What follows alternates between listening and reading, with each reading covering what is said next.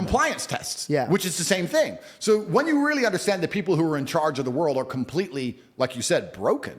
There are broken people. Money can't satisfy them. People said, I keep referencing COVID, and I do that because it was something tangible that everybody lived through. That's a very easy one to reference. This is actually, it's a bad thing that could work in your favor because now they could relate to you. Yeah. Did you guys know we do live shows? Well, technically, we've only had one real live show, and it went amazing. Thank you, thank you, thank you, thank you. And next year, we're gonna be doing so many more. If you want me to come to your city, text me, here, this number, so I can know where to go. I'll be like, oh, look, Chicago, or oh, New York, or oh, Minneapolis.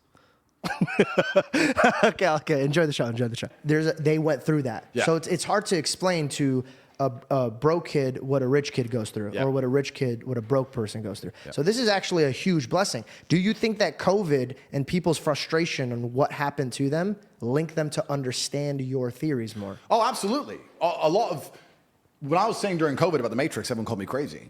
And by the end of COVID, a lot of people were like, Andrew, you nailed it, day one. Because I don't think many people understand, because I wasn't nearly as famous then, but the videos exist on the internet.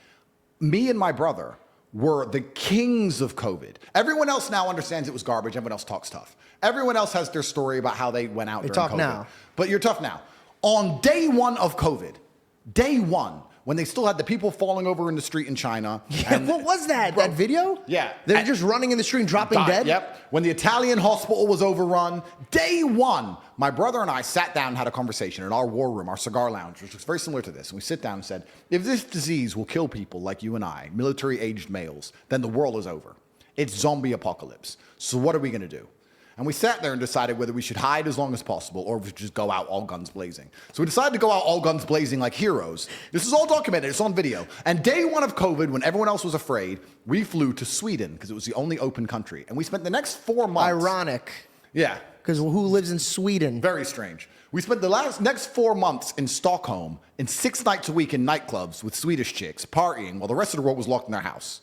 Nobody talks about this. Nobody talks about the fact that Sweden was open, no restrictions, you could do whatever you wanted, nightclubs were open, everyone was partying, everyone else was locked up, not allowed to go to funerals. We were literally in parties all day, every day. I didn't even get sick, didn't even get a cold, and it was cold outside, didn't even get the sniffles. So we beat COVID, we won COVID early. So even after this experience, for the next 2 years of COVID, I'm trying to scream at people, listen, wake up. And like, oh, yeah, they wouldn't just put it on the news. They wouldn't just lie to us and try and scare us all for no reason until you understand the good and evil in the world and you understand that's how the devil actually operates. But the point I was going to make earlier about talking about how these people are broken and money doesn't satisfy them. People often say, COVID was just for money.